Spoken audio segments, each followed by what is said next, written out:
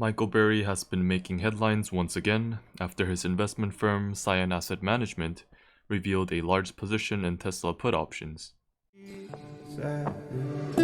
There have been a lot of headlines that make it seem like Michael Burry is betting on Tesla to go to $0, but there are some things that might be misleading when you just read these headlines. The first thing to note is that there is a difference between shorting a stock and buying put options on a stock. When you short a stock, you borrow shares from your brokerage and immediately sell the borrowed shares. And if the stock falls in price, the trader will buy back the shares at the lower price, and then return the shares that were borrowed and keep the profits. On the other hand, put options are contracts that allow you to sell shares at the strike price by the expiration date.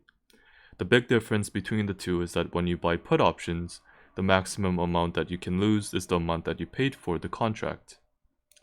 On the other hand, if you short a stock, your losses are theoretically limitless, so the more the stock goes up, the more you lose. This is because the shares that you shorted are borrowed shares, so you have to pay for the shares no matter how far it goes up. So there is a real difference in risk there. So to be precise, Michael Burry is long put Tesla, not short. And at this point, you might be wondering, why would anyone short a stock if the risks are limitless and put options do pretty much the same thing with a limit on your losses? There are many factors to this, one of the big factors being that put options have an expiration date. So you can't maintain your bearish position forever, unless you buy more put options with newer expiration dates.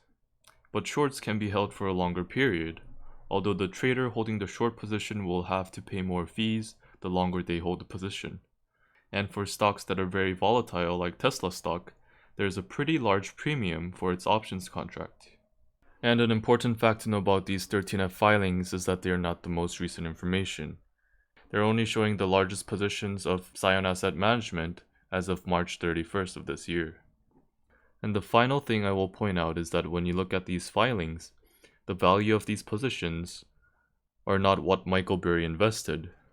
We do not know when and how much he paid for each options contract.